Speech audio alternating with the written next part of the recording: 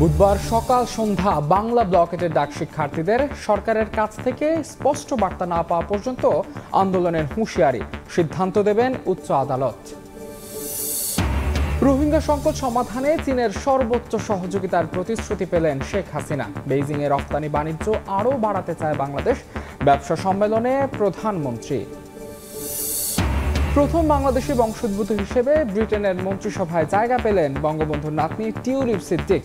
দায়িত্ব পেলেন সিটি মিনিস্টারের উচ্ছ্বসিত প্রবাসীরা। বিসিএস প্রশ্ন ফাঁস করে কুলি থেকে কোটিপতি আবেদ আলী সহ আদালতে 6 জনের স্বীকারোক্তি। চট্টগ্রামে পুলিশ দম্পতির বিপুল সম্পত্তির খোঁজ ক্রোকের নির্দেশ। এবং ইউরো শিরোপার আশায় সেমিতে মুখোমুখি দুই সাবেক চ্যাম্পিয়ন ফ্রান্স স্পেন। মিউনিক এরিনায় সমর্থকদের ভিড়, ভোরে কোপায় আর্জেন্টিনার সামনে অখ্যাত কানাডা।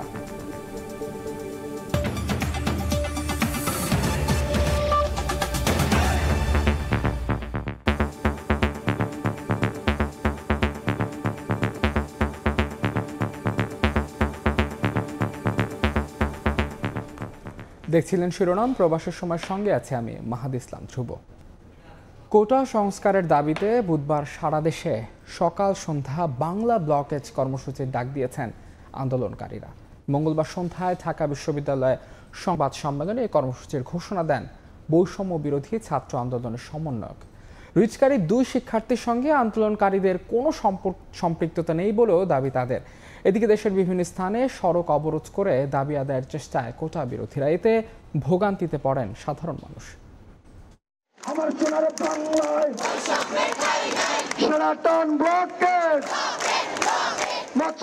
শুরুতে 4 দফা দাবি নিয়ে রাজপথে নামলেও কয়েকদিন পর সেখান থেকে সরে 1 দফা দাবিতে বাংলা ব্লকেট কর্মসূচি পালন করে কোটা আন্দোলনকারীরা।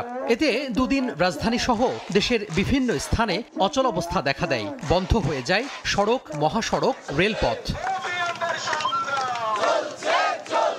মঙ্গলবার ব্লকেট কর্মসূচি থেকে সরে আসার কথা বললেও দেখা যায় ভিন্ন চিত্র। বরিশালে বিএম কলেজের শিক্ষার্থীরা 2 ঘন্টা সড়ক অবরোধ করে রাখে। পরে বরিশাল বিশ্ববিদ্যালয়ে শিক্ষার্থীদেরও দেখা যায় রাজপথে। আমরা এখন বলছি যে 18 পরিবর্তন হল না, আমরা বলছি সকল চাকরির ক্ষেত্রে, সকল গ্রেডের ক্ষেত্রে কোটা বাতিল করতে হবে। 100% মেধার দাবিতে যেন আমাদেরকে জাজ করা হয়। এদিকে সড়ক অবরোধে 2 পাশে যানবাহনের দীর্ঘ লাইন পড়ে, ভোগান্তিতে পড়েন সাধারণ মানুষ। অনেকে পায়ে হেঁটে গন্তব্যে রওনা হন। আমাদের 1 মাইল ধরে নামায় দিছে, এখন কোথায় যাবো পাচ্ছি না, গাচ্ছি না। এছাড়াও রাজশাহী কলেজের প্রধান ফটকের সামনের সড়ক অবরোধ করে অবস্থান কর্মসূচি পালন করে শিক্ষার্থীরা। সাভারেও ঢাকা আরিচা মহাসড়ক অবরোধ করে জাহাঙ্গীরনগর বিশ্ববিদ্যালয়ের শিক্ষার্থীরা। এদিকে মঙ্গলবার বিকেলে ঢাকা বিশ্ববিদ্যালয়ের কেন্দ্রীয় গ্রন্থাগারের সামনে নতুন কর্মসূচি ঘোষণা করে আন্দোলনকারীরা। বুধবার সকাল সন্ধ্যা আবারও সর্বাত্মক ব্লকেট কর্মসূচি ঘোষণা করা হয়। 1 দফা দাবিতে সকাল সন্ধ্যা সারা দেশে ব্লকেট কর্মসূচি পালিত হবে। যে আমাদের দাবিগুলো খুব স্পষ্ট এবং যৌক্তিক, এবং সরকারের কাছে 2018 সালেই আমরা 6 বছর আগেই এই দাবিগুলো তাদের কাছে কিন্তু পৌঁছে দিয়েছিলাম। ফলত নতুন করে এখন আর তাদের কাছে আনুষ্ঠানিকভাবে পৌঁছানোর কোনো প্রয়োজন বোধ করছি না। পরে বিশ্ববিদ্যালয়ের বিভিন্ন হলে সাধারণ শিক্ষার্থীদের মাঝে ব্লকেট কর্মসূচির পক্ষে লিফলেট বিতরণ করে বৈষম্য বিরোধী ছাত্র আন্দোলনের নেতারা। তোহা খান তামিম, সময় সংবাদ, ঢাকা। কোটা নিয়ে নাটকীয়তা। এবার কোটা সংস্কার চেয়ে আপিল বিভাগে আবেদন করেছেন 2 শিক্ষার্থী। একই সঙ্গে মুক্তিযোদ্ধা কোটা বহালের রায় স্থগিত চাওয়া হয়েছে। বুধবার এই বিষয়ে শুনানি হবে আপিল বিভাগে। সচিবালয়ে আইনমন্ত্রী আশা প্রকাশ করে বলেছেন, রাজপথে আন্দোলন করে সংকটের সমাধান হবে না, সর্বোচ্চ আদালতেই মিলবে ন্যায় বিচার।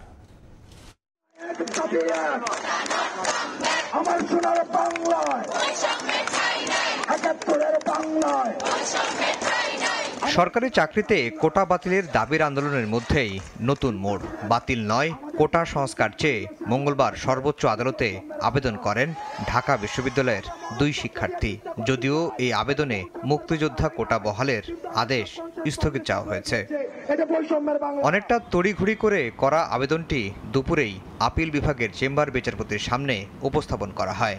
চেম্বার আদালত জানান, এ বিষয়ে শুনানি হবে বুধবার প্রধান বিচারপতির আদালতে। আমরা মনে করি যে এই কোটা পদ্ধতির সংস্কার হওয়া দরকার। সেই ক্ষেত্রে হাইকোর্ট ডিভিশন যে আদেশ দিয়েছে, হাইকোর্ট ডিভিশনের সেই আদেশটি অ্যাপিলেট ডিভিশন অবশ্যই দেখবেন, যেহেতু আপিল ফাইল করা হয়েছে। কোটা নিয়ে সচিবালয়ে কথা বলেন আইনমন্ত্রীও। তিনি জানান, সরকার নয়, এ বিষয়ে সিদ্ধান্ত নেবেন সর্বোচ্চ আদালত। আন্দোলন করে সংকটের সমাধান হবে না বলেও জানান তিনি। রাজপথে এখানে আন্দোলন করে এটার কিন্তু নিরসন হবে না। এটা করলে যেটা হয়, একটা পর্যায়ে হয়তো আদালত অবমাননাও হয়ে যেতে পারে। আপিল বিভাগ সকল পক্ষ শুনবেন এবং সকল পক্ষ শুনে আপিল বিভাগ একটা ন্যায় বিচার করবেন। কোটা নিয়ে সর্বোচ্চ আদালত কী সিদ্ধান্ত দেন তা জানতে অপেক্ষা করতে হবে বুধবার পর্যন্ত।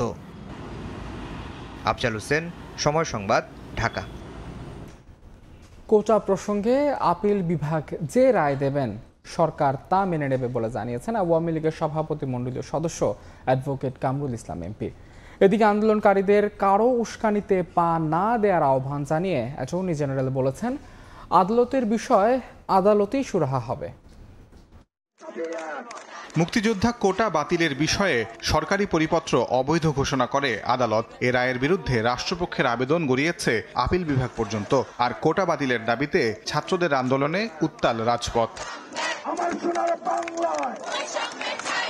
এমন অবস্থায় রাষ্ট্রের সর্বোচ্চ আইন কর্মকর্তা অ্যাটর্নি জেনারেল বললেন, কারো উস্কানির ফাঁদে পা দিয়ে আন্দোলন চালালে কোনো লাভ হবে না। মঙ্গলবার সুপ্রিম কোর্টে বঙ্গবন্ধু আওয়ামী আইনজীবী পরিষদ আয়োজিত এক স্মরণ সভায় তিনি আরো বলেন, আদালতের বিষয়ে আদালতেই সুরাহা হবে। উস্কানিমূলক কাজে কারো ফাঁদে পা দিয়ে কোনো উপকার হবে না, কোনো কিছুই হবে না, কোনো কিছু অ্যাচিভও করা যাবে না। তাই আমি সকলকে অনুরোধ করছি, আদালতের প্রতি একটু ধৈর্যশীল হন, দেখেন আদালত কি করে, সেই পর্যন্ত আপনারা অপেক্ষা করেন। এদিকে আওয়ামী লীগের সভাপতিমণ্ডলীর সদস্য অ্যাডভোকেট কামরুল ইসলাম বলেন, আপিল বিভাগ যে রায় দেবে সরকার তাই মেনে নেবে। যেই সিদ্ধান্তই নেবে আপিলের ডিভিশন, সেই সিদ্ধান্ত তো সরকার মেনে নেবে। আমি একজন মুক্তিযোদ্ধা, আমি যখন মুক্তিযোদ্ধার ভাতাটা পাই, আমার মনের মধ্যে একটা তৃপ্তি আসা না, কোনো কিন্তু অসচ্ছলতার জন্য না, এখানে এটা সম্মানের প্রশ্ন। এই আন্দোলনকে কেউ যেন ভিন্ন খাতে নিতে না পারে সে বিষয়ে আহ্বান জানান আওয়ামী লীগের এই জ্যেষ্ঠ নেতা। আপিলের ডিভিশনে গেছে তাজওয়ার মাহমিদ, সময় সংবাদ, ঢাকা। কোটা বিরোধী আন্দোলনে ছাত্রলীগ অথবা আইন শৃঙ্খলা রক্ষাকারী বাহিনী যাতে কোনো উস্কানিতে না যায় সে বিষয়ে প্রধানমন্ত্রী শেখ হাসিনা নির্দেশনা দিয়েছেন বলে জানিয়েছেন আওয়ামী লীগের সাধারণ সম্পাদক ওবায়দুল কাদের। আদালত বাস্তবসম্মত সিদ্ধান্ত দেবেন বলে আশা প্রকাশ করেন তিনি। বঙ্গবন্ধু এভিনিউতে কেন্দ্রীয় কার্যালয়ে আওয়ামী লীগের যৌথ সভায় তিনি কথা বলেন। কোটা বাতিলের দাবিতে বেশ কয়েকদিন ধরে রাজপথে শিক্ষার্থীরা। আন্দোলন নিয়ে ছাত্রলীগের নেতাকর্মীদের সতর্ক থাকার নির্দেশনা দিয়েছেন প্রধানমন্ত্রী শেখ হাসিনা। মঙ্গলবার মহানগর উত্তর ও দক্ষিণের যৌথ সভায় আওয়ামী লীগ সাধারণ সম্পাদক ওবায়দুল কাদের সবাইকে আদালতের রায়ের জন্য অপেক্ষা করতে বলেন। আদালত বাস্তবসম্মত রায় দেবে বলে আশা প্রকাশ করেন তিনি। ছাত্রলীগকে খুব সতর্কভাবে এ পরিস্থিতি মোকাবিলা করতে হবে। কোনো অবস্থায় প্রভোকেশন দেওয়া যাবে না এবং আইন প্রয়োগকারী সংস্থাকেও নেত্রী নির্দেশ দিয়ে গেছেন তাদের পক্ষ থেকেও কোনো প্রভোকেশন যাতে না দেয়া। শিক্ষকদের পেনশন আন্দোলন ও কোটা আন্দোলনের গতিবিধি সতর্কভাবে পর্যবেক্ষণ করছে সরকার। অরাজনৈতিক দুটি আন্দোলনে রাজনৈতিক দল বিএনপি ও সমমনাদের সমর্থনের বিষয়ে আওয়ামী লীগের ভাবতে হবে বলে জানান ওবায়দুল কাদের। বিএনপি এবং তাদের সমমনস্কদের কারো কারো রাজনৈতিক সমর্থন বিষয়টা নিয়ে আমাদের ভাবতে হবে। হেরে যাওয়ার ভয়ে নির্বাচনে যায়নি। এখন যদি কোটা সংস্কার আন্দোলনের উপর ভর করে সরকার হটানোর দুরভিসন্ধি বাস্তবায়ন করা যায়, সেটা হলো তাদের লক্ষ্য। কাজেই অশুভ তৎপরতা সম্পর্কে আমাদেরকে সতর্ক পাহারা রাখতে হবে। বিএনপি সবকিছুতেই রাজনীতি খোঁজে, তাই আদালতে না গিয়ে খালেদা জিয়ার মুক্তি নিয়েও বিএনপি রাজনীতি করে বলে মন্তব্য করেন আওয়ামী লীগ সাধারণ সম্পাদক। এখন বিএনপি সবকিছুতে। তোহা খান তামিম, সময় সংবাদ, ঢাকা। অন্য প্রসঙ্গ, চীনা ব্যবসায়ীদের বাংলাদেশে বিনিয়োগের পাশাপাশি যৌথ ব্যবসার উদ্যোগ নেওয়ার আহ্বান জানালেন প্রধানমন্ত্রী শেখ হাসিনা। তিনি বলেছেন, এমন উদ্যোগে উপকৃত হবে দুই দেশে। মঙ্গলবার সকালে চীনের বেইজিংয়ে দুই দেশের ব্যবসা এবং বিনিয়োগ সংক্রান্ত এক উচ্চ পর্যায়ের সম্মেলনে বক্তব্য রাখেন তিনি। এ সময় বাংলাদেশি ব্যবসায়ীদের চীনা অংশীদার খুঁজে নিতে আহ্বান জানান সরকার প্রধান। বেইজিং থেকে বিস্তারিত জানাচ্ছেন Faruk Bhuiyan Robin.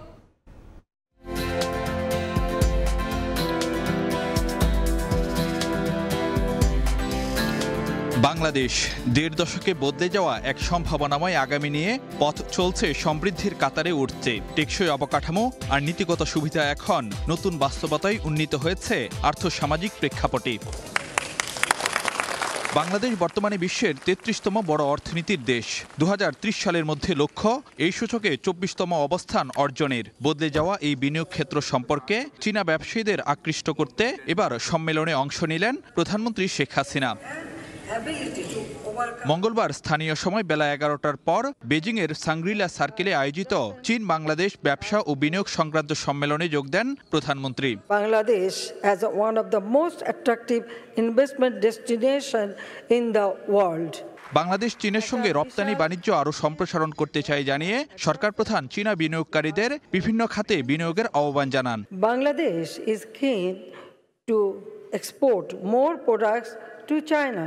It is time to invest in Bangladesh, and I am confident that with our hands joined together we can achieve great things. প্রধানমন্ত্রীর সাফ বার্তা, যৌথ উদ্যোগে বাংলাদেশে বিনিয়োগ করলে সম্ভাবনাময় বাজারের সুযোগ খুলবে দুই দেশের তরফেই। To enhance business cooperation, we encourage the Chinese companies to form joint venture with Bangladeshi firms. আমি একটু বাংলায় বলতে চাই, আমার সাথে অনেক বাঙালি ইনভেস্টর আছেন। আপনারা কিন্তু এখানে আপনাদের পার্টনার খুঁজে নিতে পারেন। আমার মনে হয় সেটা সব থেকে ভালো হবে, একসাথে মানে প্রাইভেট সেক্টর আরও বেশি ইনভেস্টমেন্ট করতে। চীন বাংলাদেশের যৌথ এই আয়োজন থেকে দুই দেশের ব্যবসায়ীদের মধ্যে ১৬টি সমঝোতা স্মারক সই এবং বিনিময় করেন সংশ্লিষ্ট প্রতিনিধিরা। বাংলাদেশ ও চীনের বন্ধুত্বপূর্ণ ও সহযোগিতাময় সম্পর্কের বড় নিদর্শন সরকারি পর্যায়ে বড় আকারের বিনিয়োগ, যার উপর ভর করে বাংলাদেশে বাস্তবায়ন হচ্ছে বড় বড় প্রকল্প। ঠিক একইভাবে বেসরকারি পর্যায়েও যৌথ উদ্যোগে বিনিয়োগের বড় সুযোগ রয়েছে, যার মাধ্যমে উপকৃত হতে পারে সব পক্ষই।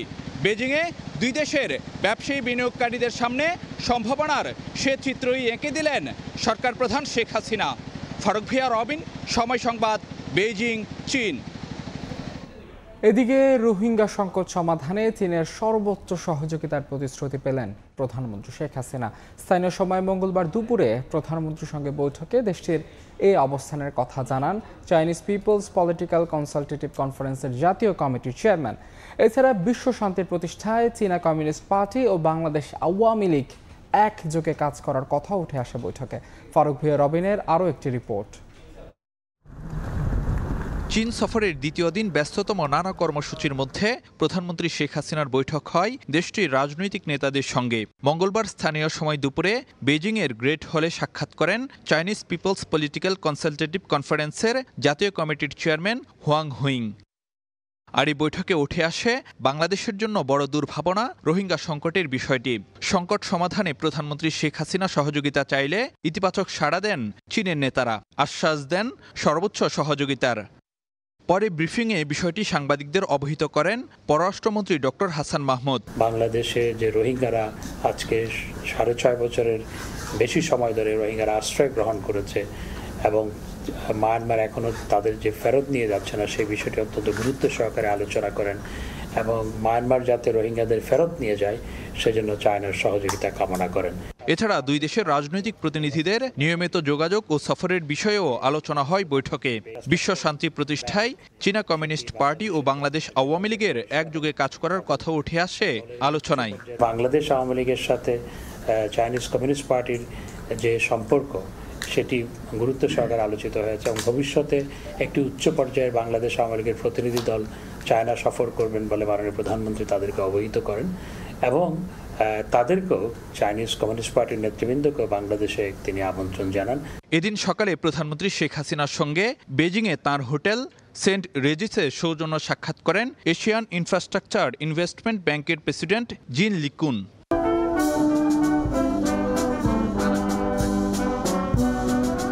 বিকেলে চীনের ঐতিহাসিক তিয়ানআনমেন স্কোয়ারে গিয়ে দেশটির জাতীয় বীরদের প্রতি শ্রদ্ধা নিবেদন করেন প্রধানমন্ত্রী শেখ হাসিনা। এ সময় বেজে ওঠে দুই দেশের জাতীয় সঙ্গীত। এদিকে কমিয়ে আনা হয়েছে চীনে প্রধানমন্ত্রীর সফরের সময়। পররাষ্ট্র মন্ত্রণালয় সূত্র জানাচ্ছে, বৃহস্পতিবার নয় বুধবার রাতেই বেইজিং থেকে ঢাকার উদ্দেশ্যে রওনা দিবেন প্রধানমন্ত্রী শেখ হাসিনা। ফারুক ভিয়া, রবিন, সময় সংবাদ, চীন। ব্রিটেনের নগর মন্ত্রী হলেন বঙ্গবন্ধু নাত্রী ও প্রধানমন্ত্রী শেখ হাসিনার ছোট বোন শেখ রেহানার মেয়ে টিউলিপ সিদ্দিক। যুক্তরাজ্যের জাতীয় নির্বাচনে টানা চতুর্থবারের মতো জয়ী টিউলিপ সিদ্দিক প্রথম বাংলাদেশি বংশোদ্ভূত হিসেবে যুক্তরাজ্যের মন্ত্রিসভায় আনুষ্ঠানিকভাবে নিয়োগ পেয়েছেন। লন্ডন থেকে শোয়েব কবিরের রিপোর্ট।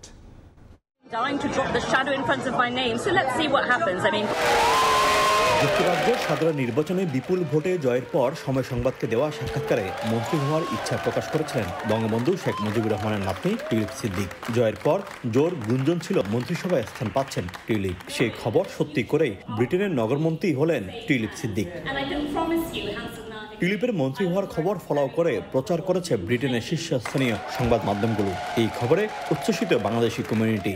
আমরা আশা করব টিউলিপ সিদ্দিকের মাধ্যমে আমাদের প্রবাসীদের উন্নয়ন ও বাংলাদেশের উন্নয়ন ত্বরান্বিত হবে। সে বাংলাদেশের জন্য কথা বলবে এবং বাংলাদেশি কমিউনিটির জন্য যারা ব্রিটেনে থেকে তাদের পক্ষে কথা বলবে। এটা খুবই খুশির খবর এবং আমি বিশ্বাস করি বাংলাদেশ কমিউনিটি এটাকে খুব হিউজভাবে সেলিব্রেট করবে।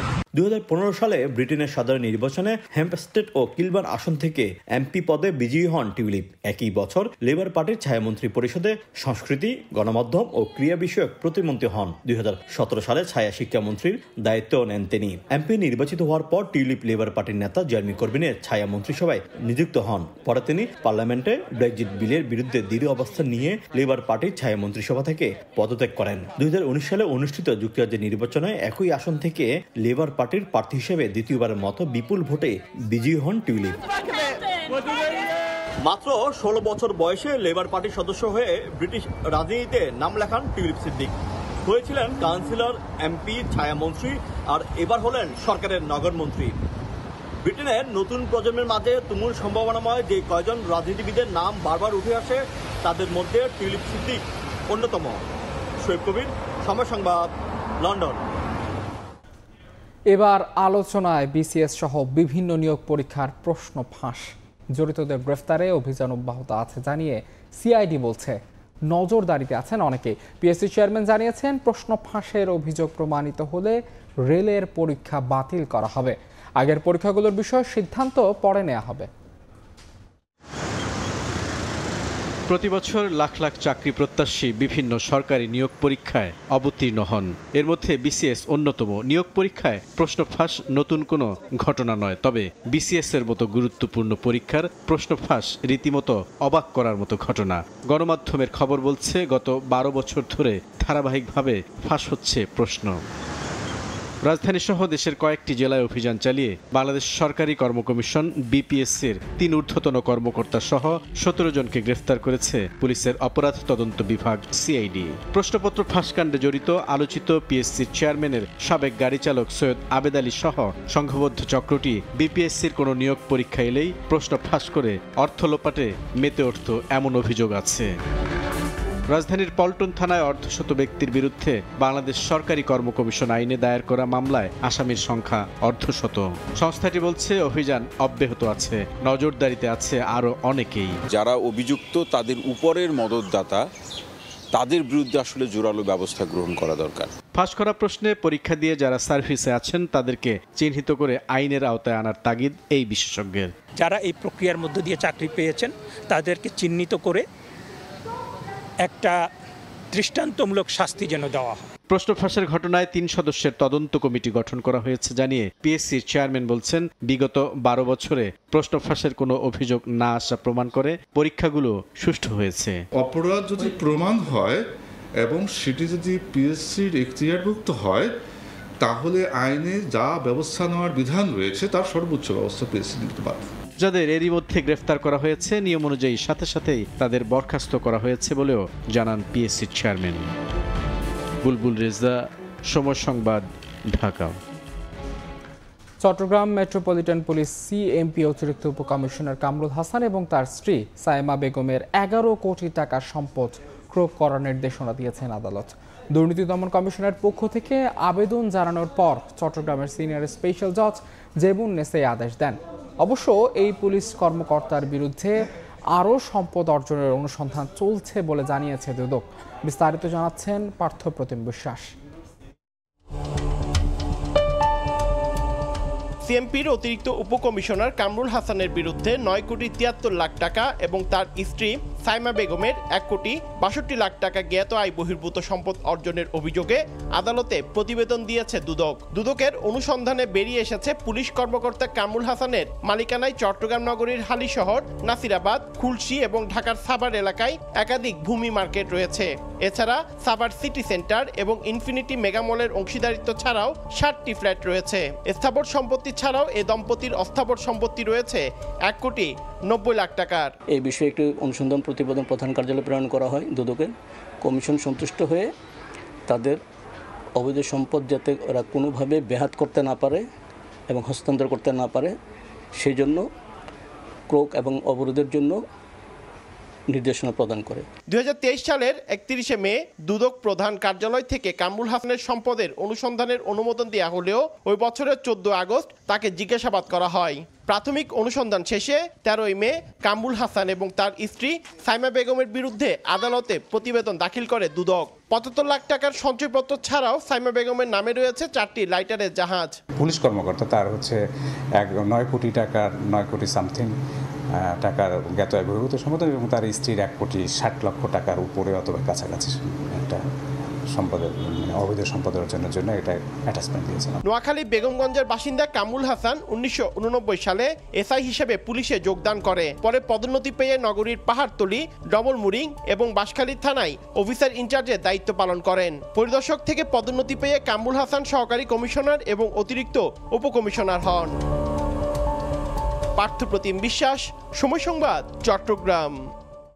ক্ষমতাসীনদের ফ্যাসিবাদী আচরণের কারণেই বেগম জিয়া বিদেশে চিকিৎসার সুযোগ পাচ্ছে না বলে অভিযোগ করেছেন বিএনপি মহাসচিব মির্জা ফখরুল ইসলাম আলমগীর। মঙ্গলবার বিকেলে নয়াপল্টনে দলের চেয়ারপারসনের রোগ মুক্তি চেয়ে দোয়া ও মিলাদে অংশ নিয়ে তিনি কথা বলেন। তবে মুক্ত বেগম জিয়াকে কিভাবে নতুন করে মুক্তি দেওয়া হবে সে প্রশ্ন করেন আইনমন্ত্রী। হাসপাতালে চিকিৎসাধীন দলের চেয়ারপারসন বেগম খালেদা জিয়াকে বিদেশে চিকিৎসার অনুমতি দেওয়ার দাবিতে সোমবার নয়াপল্টনে দলের কেন্দ্রীয় কার্যালয়ের সামনে বিএনপি নেতাকর্মীদের মিছিল। শীর্ষ নেত্রীর নিঃশর্ত মুক্তির দাবিতে শোডাউনও করেন যুবদল, ছাত্রদল, ঢাকা মহানগর উত্তর ও দক্ষিণের নেতাকর্মীরা। বেগম খালেদা জিয়ার মুক্তি কামনায় এদিন ভাসানী মিলনায়তনে দোয়া মাহফিলে অংশ নিয়ে প্রধান অতিথির বক্তব্যে বিএনপি মহাসচিব অভিযোগ করে বলেন, গণতন্ত্রের মুখোশ পরে সরকার গণতন্ত্রকেই ধ্বংস করছে। ভারত ক্ষমতায় রাখবে এমন কথা বলে আওয়ামী লীগ বিভিন্ন জায়গায় দেশ বিক্রির পায়তারা করছে। আমরা তার নিঃশর্ত মুক্তি দাবি করেছি। আজকে প্রায় 7-8 বছর হতে চলেছে বেগম খালেদা জিয়া কারাগারে রয়েছেন, বন্দী অবস্থায় রয়েছেন। আমরা তাকে এখনো মুক্ত করতে পারিনি। আওয়ামী লীগ তারা পুরোপুরি একটা ফ্যাসিবাদের সরকার প্রতিষ্ঠা করেছে। তারা ভিন্ন চেহারায় একটু ছদ্মবেশ ধারণ করে গণতন্ত্রের কথা বলে তারা গণতন্ত্রকে ধ্বংস করে দিয়েছে। বিভিন্ন জায়গায় যাচ্ছে কি আপনার ভারত সম্পর্কের নাম করে তাকে ক্ষমতায় টিকিয়ে রাখবে এই কথা বলে সে বিভিন্ন আমাদের দেশকে বিক্রি করে দিয়েছে। এদিকে বেগম জিয়া ইস্যুতে সচিবালয় সাংবাদিকদের প্রশ্নের জবাবে আইনমন্ত্রীর দাবি, মুক্তই আছেন বেগম খালেদা জিয়া। আমি একটা কথা বুঝতে পারছি না, সেটা হচ্ছে যে খালেদা জিয়া মুক্ত, এই মুক্ত মানুষকে কি করে মুক্তি দিব আমি তো বুঝে উঠতে পারতেছি না। বিএনপি চেয়ারপারসনকে ঘিরে বিএনপির আন্দোলনের চেষ্টা বোধগম্য নয় বলেও মন্তব্য করেন আনিসুল হক। এটা করলে যেটা হয়, মার্জিয়া মুমু, সময় সংবাদ, ঢাকা। ভারতের রাজধানী নয়াদিল্লিতে বাংলাদেশ ভারতের মধ্যে কিডনি পাচার চক্রের সঙ্গে জড়িত থাকার অভিযোগে এক নারী চিকিৎসককে গ্রেফতার করেছে পুলিশ। এই চিকিৎসক ওই দেশের একটি বেসরকারি নামী হাসপাতালের দীর্ঘ 15 বছর ধরে বিশেষজ্ঞ হিসেবে যুক্ত আছেন। গ্রেফতারের পর তাকে বরখাস্ত করেছে হাসপাতাল কর্তৃপক্ষ। এ ধরনের ঘটনাকে প্রতিরোধ না করলে ভারতের চিকিৎসা ব্যবস্থা নিয়ে প্রশ্ন উঠতে পারে বলে শঙ্কা প্রকাশ করছেন দেশটির চিকিৎসকরা। ভারত থেকে বিস্তারিত জানাচ্ছেন সুব্রত আচার্য। ভারতের গোয়েন্দাদের কাছে তথ্য আসে দেশটির বেশ কিছু নামী হাসপাতালে বাংলাদেশিদের শরীর থেকে কিডনি বের করে তা বেচাকেনা হচ্ছে। নেতৃত্বে রয়েছেন দিল্লির প্রভাবশালী একজন চিকিৎসক। আর এই কিডনি পাচার চক্রে বাংলাদেশিদের পাশাপাশি সক্রিয় ভারতীয় দালালরাও। গোয়েন্দা তথ্য নিশ্চিত হওয়ার পর ফাঁদ পেতে রাজধানী দিল্লির অদূরে নয়ডার একটি বেসরকারি নামী স্পেশালিস্ট হাসপাতাল থেকে কিডনি বিশেষজ্ঞ চিকিৎসক বিজয়া কুমারীকে হাতে নাতে গ্রেপ্তার করেছে দিল্লি পুলিশ। গেল সপ্তাহের এই ঘটনার সাথে দুজন বাংলাদেশি কিডনি দাতা সহ একজন ভারতীয় দাতাকেও দিল্লির ক্রাইম ব্রাঞ্চ গ্রেপ্তার করেছে। তাদের নাম রাসেল, সুমন মিয়া এবং নীতিশ পাল। গোয়েন্দা সূত্রগুলো বলছে বিজয়া কুমারী দিল্লির একটি বেসরকারি নামী বিশেষায়িত হাসপাতালে কিডনি বিশেষজ্ঞ হিসেবে 15 বছর ধরে কাজ করছেন। প্রায় 27 বছরের অভিজ্ঞতা রয়েছে তার। এই ঘটনার পর হাসপাতাল কর্তৃপক্ষ সাময়িক বরখাস্ত করেছে তাকে। দেশটির গণমাধ্যমের দাবি, দিল্লি লাগোয়া যথার্থ হাসপাতালে রীতিমতো ব্যবসা ফেদে বসেছিলেন নামী এই কিডনি বিশেষজ্ঞ। 2021-23 সাল পর্যন্ত তিনি 15 জনের দেহে কিডনি প্রতিস্থাপন করেছেন। আর এসবগুলোই অভাবগ্রস্ত বাংলাদেশিদের কাছ থেকে কম দামে কিনে বেশি দামে রোগীর স্বজনদের কাছে বিক্রি করেছে চক্রটি। সংশ্লিষ্টদের জেরা করে দিল্লি পুলিশ জানতে পারে যাদের গ্রেপ্তার করা হয়েছে তারা মূলত 3 থেকে 4 লাখ টাকায় কিডনি বিক্রি চুক্তি করেছিল। কিন্তু যে ভারতীয় মধ্যস্থতাকারী দালাল চক্র রোগীর পরিবারের কাছ থেকে 25 থেকে 30 লাখ টাকা আদায় করত। ভারতের একজন নামী চিকিৎসক এ ধরনের অবৈধ কিডনি ট্রান্সপ্লান্টেশনের সঙ্গে যুক্ত থাকার ঘটনায় চিকিৎসা ব্যবস্থা নিয়ে বড়সড় প্রশ্ন তুলেছেন খোদ ভারতের চিকিৎসকরাই। আইন ভঙ্গ করে যদি কোনো ডাক্তার কোনো কাজ করেন সেটা কিন্তু নীতিবিরুদ্ধ এবং সেটা কিন্তু যথেষ্ট সমালোচনার মুখে পড়ার কথা। এবং একজন চিকিৎসক হিসেবে আমি মনে করি চিকিৎসকের কাজ এটা নয়। ভারতের যা দণ্ডবিধি আছে সেই বিধিতে তাকে শাস্তি দেওয়া এবং দৃষ্টান্তমূলক শাস্তি দেওয়া। ভারতের গোয়েন্দা সূত্র বলছে দিল্লি, নয়ডা, গুরগাঁও, চেন্নাই, কলকাতা সহ বেশ কয়েকটি জায়গায় বেশ কয়েক বছর ধরে হিউম্যান অর্গান পাচারের ব্যবসা জমে উঠেছে। সুব্রত আচার্য, সময় সংবাদ, ভারত। এখনও সিলেটের অনেক এলাকা থেকে পানি নামেনি। এর মধ্যেই পানি মারিয়ে পরীক্ষা দিলেন সিলেট বোর্ডের এইচএসসি পরীক্ষার্থীরা। দুর্ভোগ কমাতে অনেক অভিভাবক আবার সন্তানদের নিয়ে আগের দিনই ওঠেন শহরের বিভিন্ন হোটেলে। টানা 3 দফার বন্যায় ডুবে থাকা গ্রামগুলো থেকে পানি মারিয়ে কেন্দ্রে যান শিক্ষার্থীরা। সারা দেশে 30 জুন এইচএসসি পরীক্ষা শুরু হলেও বন্যার কারণে সিলেটে 8 দিন পর মঙ্গলবার থেকে পরীক্ষায় বসেছেন শিক্ষার্থীরা। নির্ধারিত সময়ে কেন্দ্রে পৌঁছাতে নানা ভোগান্তি অতিক্রম করতে হয়েছে তাদের। দুর্ভোগ থেকে রেহাই পেতে সন্তানদের নিয়ে আগের দিনই শহরের হোটেলে উঠেছিলেন অনেক অভিভাবক। আমরা বাড়ি থেকে লঙ্গি পিনতে আইয়া বাজারে বাদে ফ্যান পিনতে লাগে, আমরা কষ্ট। বই খাতা সবকিছু ভিজে যায়, পড়তে ব্যাঘাত হয়। এখনো তো আমরা রাস্তা পানি রয়েছে, কোমর পানি রয়েছে, রাস্তাঘাট বহুত ভাঙ্গা। গতকালকে বাচ্চা ইয়া হোটেলও টাকা লাগছে, হোটেল তাকিয়া চলতি বছর সিলেট অঞ্চলে এইচএসসি পরীক্ষায় অংশ নিতে সবচেয়ে দুর্ভোগ পোহাতে হচ্ছে জকিগঞ্জ, কানাইঘাট, গোয়াইনঘাট সহ কয়েকটি উপজেলার নিম্নাঞ্চলের পরীক্ষার্থীদের। তবে শিক্ষকরা বলছেন বন্যায় দুর্ভোগের প্রভাব পড়বে না পরীক্ষার ফলাফলে। প্রাকৃতিক দুর্যোগ, প্রতিকূলতা এগুলা নিয়েই তো আমরা এগিয়ে যাই। আসলে এবার বিভাগের 4 জেলায় 309টি প্রতিষ্ঠান থেকে 82,795 জন পরীক্ষায় অংশ নিচ্ছেন। সিলেটের বন্যা কবলিত এলাকাগুলো থেকে যারা পরীক্ষা দিতে এসেছেন তাদের জীবনের স্বপ্নগুলো পূরণ হবে যদি ভালো হয় তাদের পরীক্ষার ফলাফল। আমিনুল ইসলাম, সময় সংবাদ, সিলেট। 13 ঘন্টা বাংলাদেশ নার্সিং কাউন্সিল অবরুদ্ধ রাখার পর রেজিস্টার্ড ডিপ্লোমা নার্স হিসেবে স্বীকৃতি পেলেন কারিগরি শিক্ষা বোর্ডের ডিপ্লোমা নার্সরা। মঙ্গলবার সকাল থেকে রাজধানীর বিজয়নগরে বাংলাদেশ নার্সিং ও মিডওয়াইফারি কাউন্সিলের সামনে অবরোধ কর্মসূচি পালন করেন তারা। অবরোধকারীরা জানান, কারিগরি শিক্ষা বোর্ডের অধীনে প্রশিক্ষণপ্রাপ্ত হয় বাংলাদেশ নার্সিং কাউন্সিল থেকে পেশাগত লাইসেন্স পাচ্ছিলেন না তারা। এর প্রতিবাদে অবরোধ কর্মসূচি পালনের পর দাবি আদায়ের কথা জানিয়েছে সোনার বাংলা নার্সেস অ্যাসোসিয়েশন। এর সিদ্ধান্তে সরকারের প্রতি কৃতজ্ঞতা জানান নার্সরা।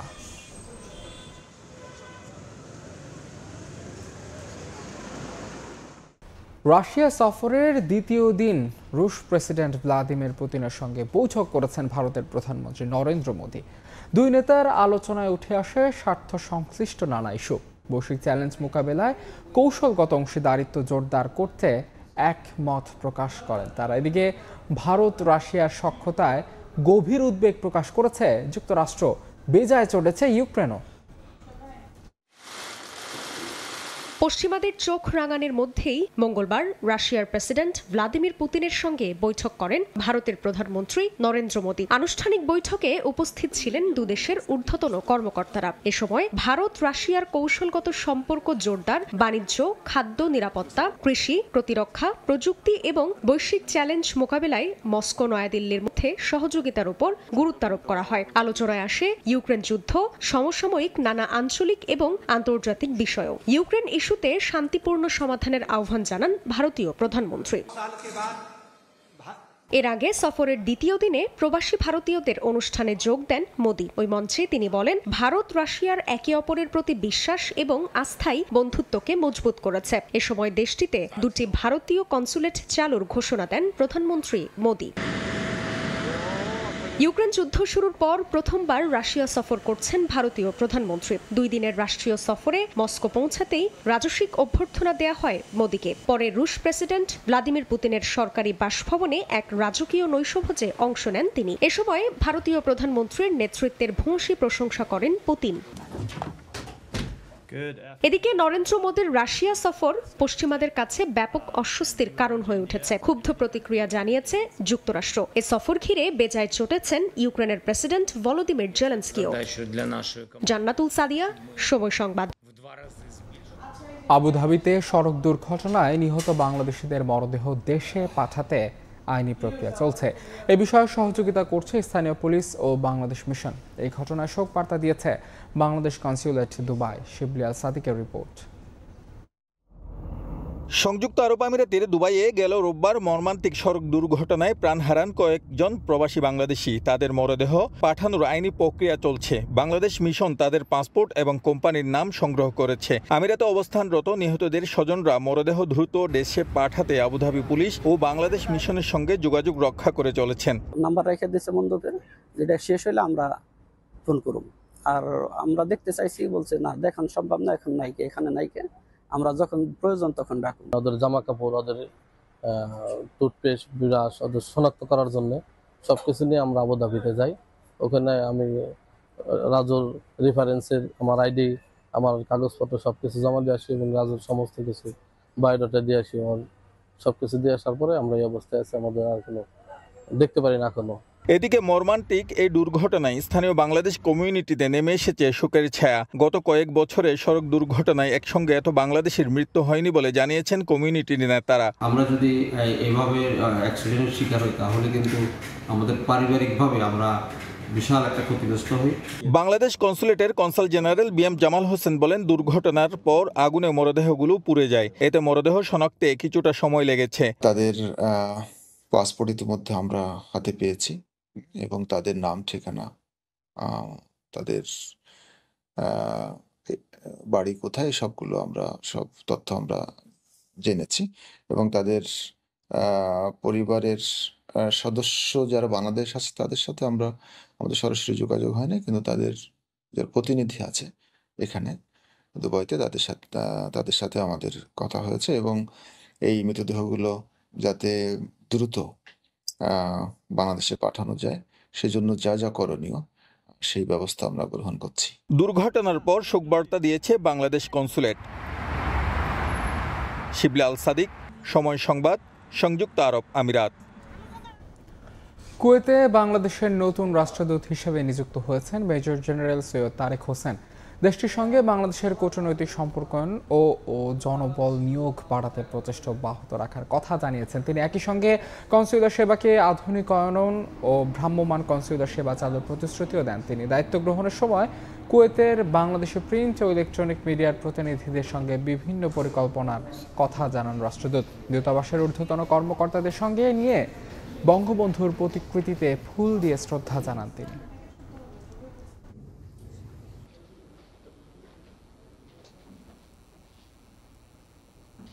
সে নাম্বারে যোগাযোগ করে আমাদের দূতাবাস থেকে সহযোগিতা নিতে পারি।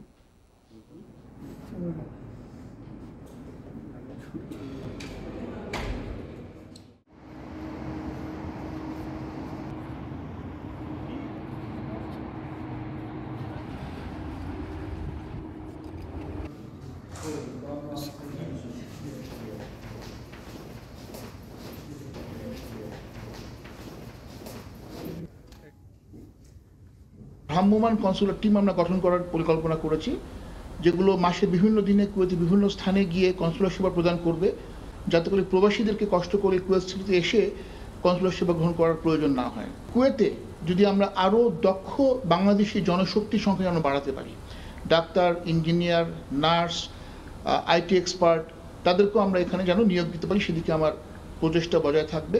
সে একই সাথে বাংলাদেশ এবং কুয়েতের মধ্যে ব্যবসা বাণিজ্যের প্রসার আর বৃদ্ধি করার জন্য আমার প্রচেষ্টা থাকবে। আমরা জানি যে কুয়েত এবং বাংলাদেশের মধ্যে সামরিক সহযোগিতা অনেক দিন থেকে চলছে। আমার প্রচেষ্টা থাকবে দুই দেশের সশস্ত্র বাহিনীর মধ্যে এই সহযোগিতা আরও বৃদ্ধি করা। দেখছেন প্রবাসের সময়। কোপা আমেরিকার খবর। লিওনেল মেসিকে দলে রেখে ফাইনাল নিশ্চিত করতে কানাডার মুখোমুখি হচ্ছে আর্জেন্টিনা। অপেক্ষাকৃত দুর্বল হলেও প্রতিপক্ষকে সমীহের চোখে দেখছেন স্ক্যালোনি। এদিকে গ্রুপ পর্বে হারলেও সেমির মঞ্চে চমকের অপেক্ষায় কানাডা। নিউ জার্সির মেইটিভ স্টেডিয়ামে ম্যাচ শুরু হবে ভোর 6টায়। শক্তিমত্তা কিংবা অর্জন কোনো মানদণ্ডেই কানাডার সঙ্গে তুলনা চলে না আর্জেন্টিনার। তাই বলে কি প্রতিপক্ষকে হালকাভাবে নেওয়ার সুযোগ আছে? এতটা বোকা হয়তো মোটেও নয় লিওনেল স্ক্যালোনির কোচিং স্টাফ। যেভাবেই হোক কানাডা যখন জায়গা করে নেয় কোপা আমেরিকার সেমিফাইনালের মঞ্চে, তখন অবশ্যই রাখতে হয় গুরুত্বের কাতারে। ঠিক এই মুহূর্তে আর্জেন্টিনা যতটা না ভাবছে প্রতিপক্ষ নিয়ে, তার চেয়েও ভাবনার গভীরতা নিজেদের পারফরমেন্স নিয়ে। কোয়ার্টার ফাইনালে ইকুয়েডর বাধা পেরিয়ে শীর্ষ 4 দল জায়গা করলেও দুর্বলতা ফুটে উঠেছে বেশ স্পষ্টভাবেই, বিশেষ করে লিওনেল মেসির ছন্দহীন পারফরমেন্স। যদিও ফাইনালের পথ সুগম করতে এই ম্যাচেও তার উপরে আস্থা রাখছেন স্ক্যালোনি। সময় এগুচ্ছে আর একটু করে ফুরিয়ে আসছে একজন কিংবদন্তির আকাশী নীল জার্সির ভবিষ্যৎ। আর্জেন্টিনা যদি ফাইনাল খেলে তাহলে জাতীয় দলে তার আয়ুষ্কাল মাত্র 2 ম্যাচ, আর সেমিতে হেরে গেলে ওখানেই শেষ। বুঝতে নিশ্চয়ই বাকি নেই বলা হচ্ছে আনহেল ডি মারিয়ার কথা। এবারের কোপায় কিছুটা অনিয়মিত হলেও সেমিফাইনালে তাকে ঘিরেই সাজানো হচ্ছে পরিকল্পনা। ইনফর্ম লাউতারো মার্তিনেজকে নাম্বার 9-এ রেখেই সাজানো হয়েছে আক্রমণ ভাগ। তাই এই ম্যাচেও হুলিয়ান আলভারেজের বদলি খেলার সম্ভাবনাই বেশি। ডিফেন্স নিয়ে খুব একটা কাটাছেড়া করবে না ম্যানেজমেন্ট। গোলবারের নিচে বিশ্বস্ততার প্রতীক এমিলিয়ানো মার্তিনেজ। লিওনেল মেসি এই মুহূর্তে ভালো অনুভব করছে। আমাদের গেম প্ল্যানে সে বেশ ভালোভাবেই আছে। এখন আমরা অনেকটাই নির্ভর। কি করতে চাই সেটা আমরা জানি। ফাইনাল নিশ্চিত করতে আমরা পরিকল্পনা বাস্তবায়নের পথে হাঁটব। তবে এটা ঠিক, ওদের দলেও দুর্দান্ত কিছু ফুটবলার আছে। সেসব বিষয়ে আমাদের সতর্কতা আছে। নকআউট পর্ব পেরিয়ে প্রথমবারের মতো কোপার সেমিফাইনালে জায়গা করা কানাডার কাছে বড় অর্জন। এটাকে প্রাপ্তির খাতায় রাখলেও আর্জেন্টিনাকে একেবারে ছেড়ে দেওয়ার খাতায় রাখছে না উত্তর আমেরিকার দেশটি। এরই মধ্যে কথার লড়াইও জড়িয়েছেন ওদের কোচ। গ্রুপ পর্বে হারলেও সেমির মঞ্চে চ্যালেঞ্জ ছুড়ে দিতে বদ্ধপরিকর কানাডা। এসএম ইকবাল, সময় সংবাদ।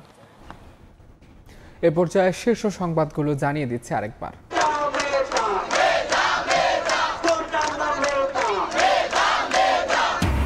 বুধবার সকাল সন্ধ্যা বাংলা ব্লকেজে ডাক শিক্ষার্থীদের সরকারের কাছ থেকে স্পষ্ট বার্তা না পাওয়া পর্যন্ত আন্দোলনের হুঁশিয়ারি, সিদ্ধান্ত দেবেন উচ্চ আদালত। রোহিঙ্গা সংকট সমাধানে চীনের সর্বোচ্চ সহযোগিতার প্রতিশ্রুতি পেলেন শেখ হাসিনা। বেইজিংয়ে রফতানি বাণিজ্য আরও বাড়াতে চায় বাংলাদেশ, ব্যবসা সম্মেলনে প্রধানমন্ত্রী। এবং প্রথমবার ব্রিটেনের মন্ত্রিসভায় বাংলাদেশি বংশোদ্ভূত 2 নারী নগর মন্ত্রী হলেন বঙ্গবন্ধুর নাতনি টিউলিপ সিদ্দিক। স্থানীয় সরকারের দায়িত্ব পেলেন রুশনারা আলী। উচ্ছ্বসিত প্রবাসীরা।